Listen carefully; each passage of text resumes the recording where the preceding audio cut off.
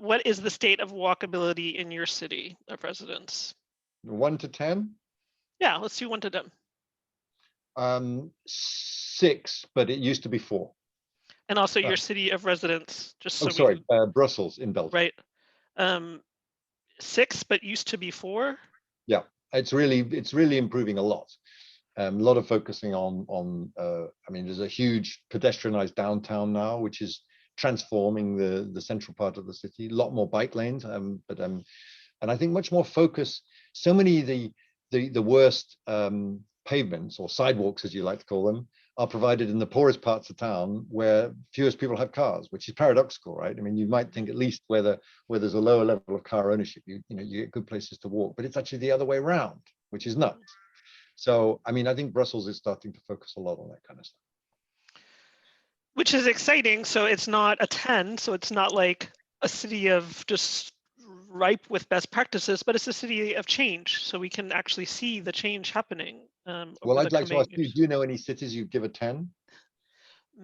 There are, yeah, I've seen a couple of cities that I would give it an 8 or a 9 for sure. 10, I'm skeptical because, of course, And I this think is. we have to reserve for the perfect city. You do, and also my 10 is not necessarily another person's 10.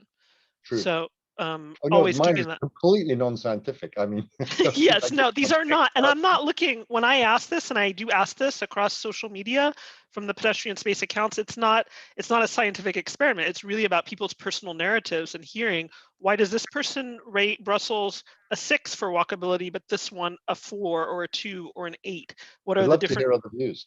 right? What are the different narratives there? So what do you think could be done in the next couple of years to bring it up to an 8 or a 9 in Brussels? Well, in a couple of years is probably a stretch, but I mean, well, actually, the thing I've already mentioned, I would have, if I got the chance, I would urge the city to look at the quality of the street architecture for walking in the poorest neighborhoods of town.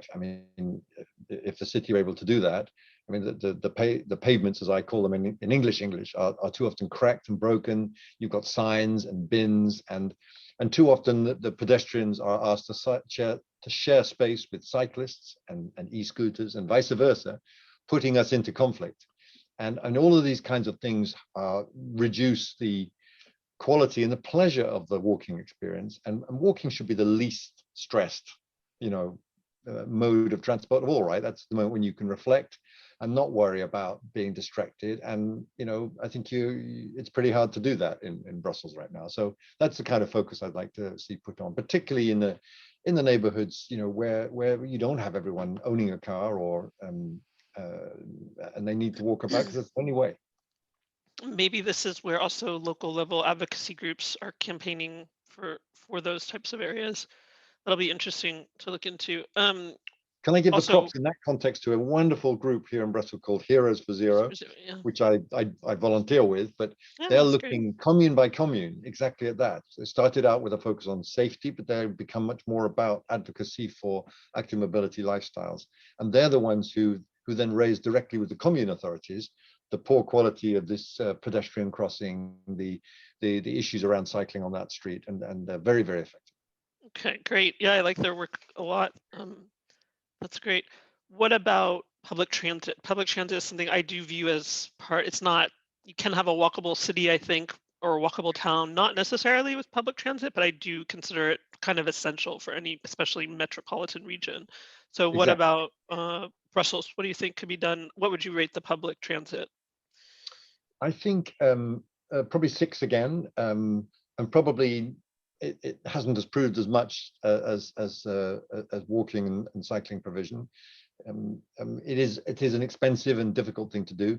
I don't think enough attention, I don't blame Brussels for this, but generally has been given to what I call multimodal connections to enable people to walk or cycle to the metro or to the railway station or to get the bus, and to make it easy for them to connect.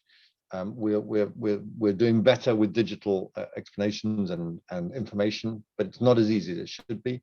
I guess this primarily applies to cycle parks and ability to take bikes on trains, but the same is true for walking. And sometimes you've got bus stops or tram stops right in the middle of roads, making it quite hard to get to them. The whole issue of accessibility for visually impaired or wheelchair users.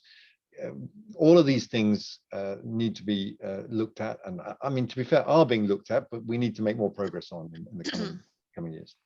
Right.